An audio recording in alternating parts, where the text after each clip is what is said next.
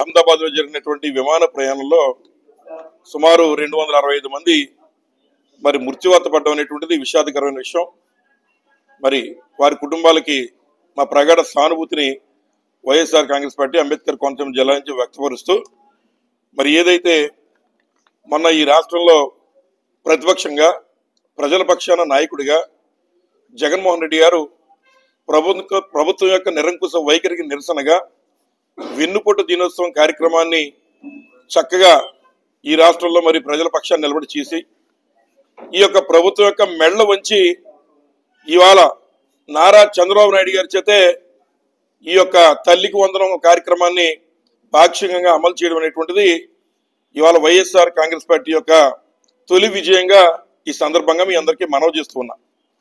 అలాగే మరి జగన్మోహన్ రెడ్డి గారి యొక్క ఒత్తిడి మొన్న పొదిలి చూసిన తర్వాత చంద్రబాబు నాయుడు గారి గుండె దడబట్టుకుని ఈ యొక్క సంక్షేమ కార్యక్రమాలను తాత్కాలికంగా అమలు చేస్తారని చెప్తున్నాడు. కానీ ఆయనకి సంక్షేమం మీద కానీ ఈ రాష్ట్ర ప్రజానీకం మీద కానీ ప్రేమ లేదన్న విషయం ఇవాళ వచ్చినటువంటి మరి ఫిగర్లు అంటే సుమారు 8,745 కోట్లు ఇస్తానని చెప్పడంతోనే అర్థమవుతుంది.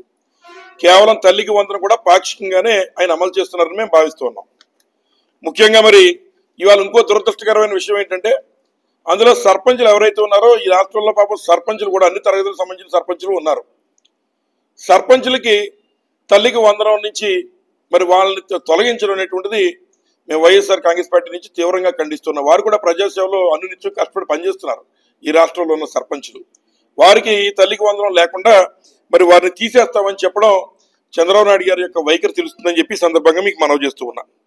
మరి అలా ఉంటే మరి రాష్ట్ర వ్యాప్తంగా ఈరోజు నిన్న ముఖ్యంగా రాష్ట్ర వ్యాప్తంగా అదేవిధంగా అంబేద్కర్ కోనసీమ జిల్లా వ్యాప్తంగా కూటమి ప్రభుత్వం మేము 1 సంవత్సర కాలం విజయవంతంగా చేస్తాం అని చేత మేము సంబరాలు చేసుకుంటాం, దీపావళి చేసుకుంటాం, సంక్రాంతి చేసుకుంటాం, గొబ్బెమ్మలు పెట్టుకుంటామని చెప్పి మొన్న ఒక కార్యక్రమం పవన్ కళ్యాణ్ గారు చెప్పి అది విఫలమై మళ్ళీ నిన్న ఉపాధి హామీ కూలీల్ని వాళ్ళని మళ్ళీ బతిమాలి తెచ్చుకుని మరి అనేక చోట్ల ఈ అంబేద్కర్ కోనసీమ జిల్లాలో అనేక చోట్ల మరి చాలా వికృత చేష్టలు చేసి వెళ్ళారు.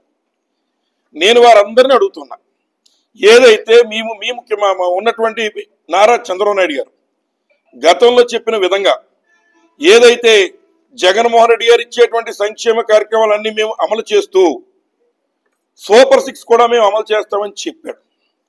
ఈరోజు మరి ఆ రకంగా చెప్పినప్పుడు మీరు కూడా ఒక్కసారి మీ ఇళ్ళకి వెళ్ళి మనకున్న మీ యొక్క బాధ్యతల్లో సగం భాగం పంచుకుంటున్నటువంటి మీ భార్యల్ని మహిళల్ని అడిగి మరి కరెంటు బిల్లు గడిచిన 2 నెలల నుంచి ఎంత వస్తుందో వారిని అడిగి అప్పుడు మీరు ఇంటి దగ్గర కూడా సంబరాలు చేసుకోవాలని మేము కోరుతాం. మరి అమ్మఒడి ఏదైతే అమ్మఒడి కానీ లేదా గతంలో జగన్మోహన్ గారు ఇచ్చిన కాపు నేస్తం కానీ చేయూత డబ్బు కానీ గడిచిన సంవత్సర కాలంలో మరి నారా చంద్రబాబు నాయుడు గారు పవన్ కళ్యాణ్ గారు వారికి ఇచ్చేస్తుంటే దాని విషయంలో మీరు గొబ్బెమ్మలు కూడా పెట్టుకోవాలని నేను ఈ సందర్భంగా కోరుతున్నాను. అలాగే మరి ఏదైతే కొత్తగా సూపర్ 6 హామీల్లో ఇచ్చినటువంటి బలహీన వర్గాల వారికి 50 ఏళ్ళు దాటితే పెన్షన్ మరి ఇస్తామని చంద్రబాబు నాయుడు గారు చెప్పారో అది కానీ రైతులకు గిట్టుబాటు ధర కానీ లేదా ఇంకా ఉన్నటువంటి ఆరోగ్యశ్రీని నిర్లక్ష్యం చేయడంలో కానీ ఈ స్కీములన్నీ అమలు అయ్యాయో లేదో ఒక్కసారి మీరు కూడా మీ యొక్క ఇళ్లలో ఉన్నటువంటి ఆడవాళ్ళని అడిగి నిత్యావసర సరుకుల ధరలు ఏ రకంగా ఉన్నాయో కూడా మీరు తెలుసుకుని అప్పుడు మరి ఈ యొక్క పండుగల్ని సంక్రాంతి, దీపావళి, క్రిస్మస్ అన్ని కలిపి మీరు చేసుకోవాలని చెప్పి ఈ యొక్క కూటమి నాయకులకి నేను ఈ సందర్భంగా తెలియజేస్తూ ఉన్నా. ఇప్పటికే ప్రజలు మిమ్మల్ని చూసి అసహించుకుంటూ ఉన్నారు.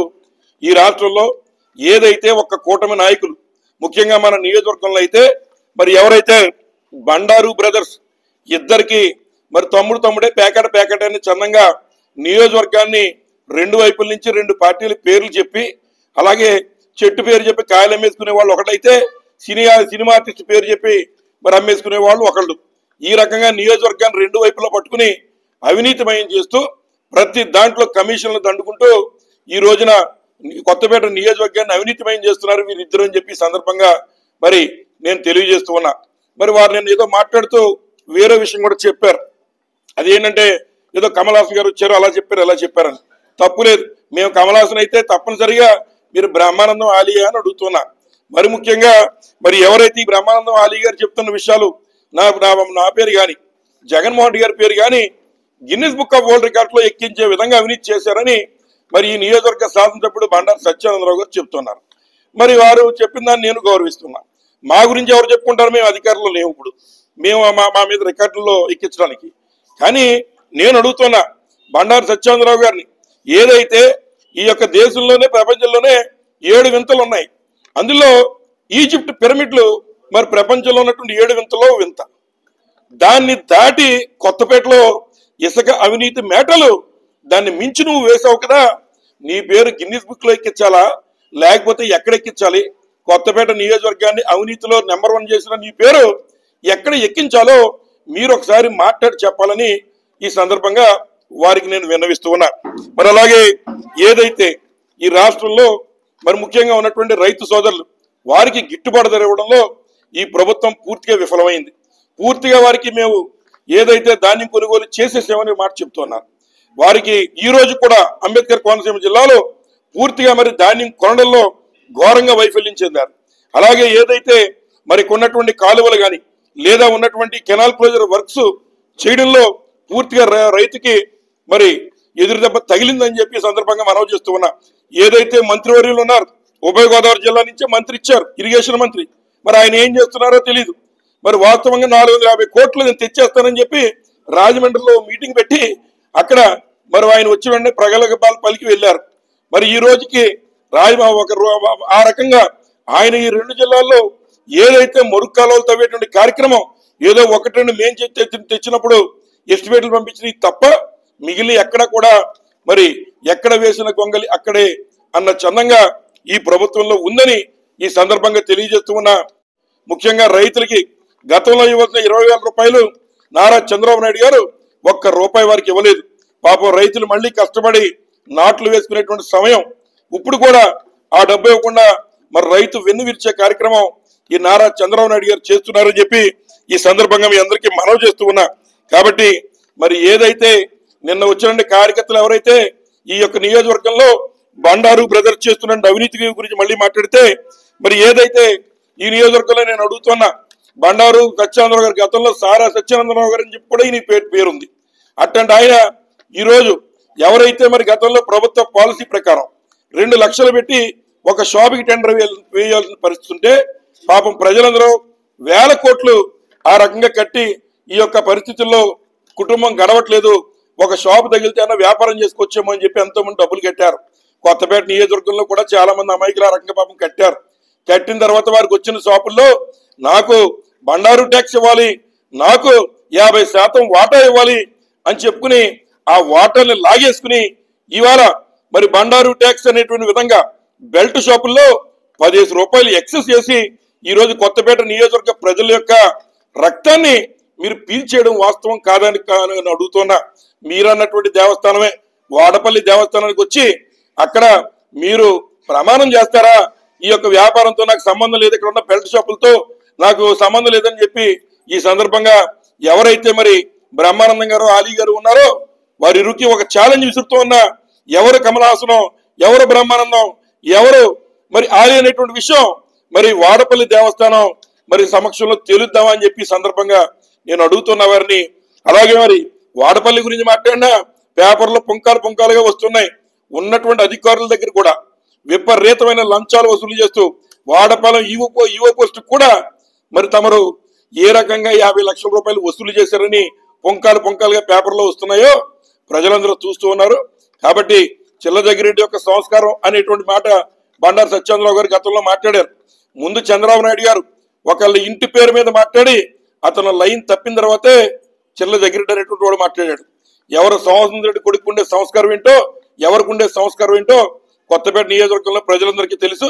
అంచేత పచ్చకామెర్ల వాళ్ళకి మరి లోకం అంతా పచ్చగా కనిపెడుతున్న చందంగా బండారు బ్రదర్స్ చెట్టు పేరు చెప్పుకుని కాయలం వేసుకునే వాళ్ళు ఒకళ్ళైతే సినిమా హీరో పేరు చెప్పుకుని కాయలం వేసుకోవడానికి మరి ఏదైతే కొత్తపేట నియోజకవర్గంలో ల్యాండ్, శాండ్, మైన్ మొత్తం అన్ని కూడా ఓకదంపును దోచేస్తున్నటువంటి బ్రదర్స్ బండారు బ్రదర్స్ అన్న విషయం ప్రజలందరూ గుర్తించారు.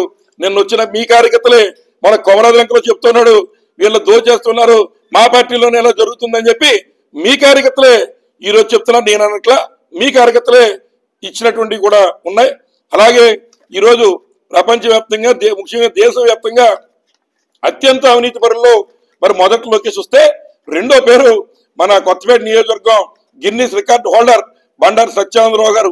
ఒకవైపు సారాయి రెండో వైపు ఉన్నటువంటి ఏదైతే ఇసుక మేటలు వేసి మరి ఏదైతే వాళ్ళ కార్యకర్తలకు కూడా మరి కమల్ హాసన్ టైప్ లో యాక్టింగ్ చేస్తున్నటువంటిది ఆయన, నేను మొన్న ఉన్న నియోజకవర్గం అంతా కూడా చెప్పుకుంటున్నారు. చికెన్ షాపుల దగ్గర మొదలుపెట్టి అధికారుల దగ్గర లంచాలు, అదేవిధంగా రియల్ ఎస్టేట్ వ్యాపారుల దగ్గర వాళ్ళకి నోటీసులు ఇప్పించి మళ్ళీ డబ్బు వసూలు చేయడం దగ్గర మొదలుపెట్టి, అదేవిధంగా ఏదైతే బ్రాందీ షాపుల దగ్గర బెల్ట్ షాపులు, పర్మిట్ లేనటువంటి రూములు, మొత్తం ఇదంతా కూడా బీ ట్యాక్స్, బండారు ట్యాక్స్ అని చెప్పి ఈ సందర్భంగా మనవి చేస్తూ, మీలో మరి కొంతమంది ఎన్టీవీలో కూడా చెప్పారు, ఇవాళ అత్యధికమైన ఆదాయం మరి ఈ రకంగా ప్రజలను పీడించి వసూళ్లు చేస్తున్నటువంటిది మరి బండారు సత్యానందరావు గారు అనే విషయం మరి అందరికీ తెలుసని, మీరు Guinness book of world records లో మరి ఈ యొక్క ఈజిప్ట్ పిరమిడ్లను దాటి అవినీతి కొండలను పెట్టినందుకు మీ పేరు తప్పనిసరిగా మరి Guinness book of world records లో ఎక్కాలి. కొత్తపేట నియోజకవర్గానికి ఎంత అపఖ్యాతి తీసుకొచ్చిన మీ పేరు చిరస్థాయిగా ఉంటుందని ఈ సందర్భంగా తెలియజేస్తూ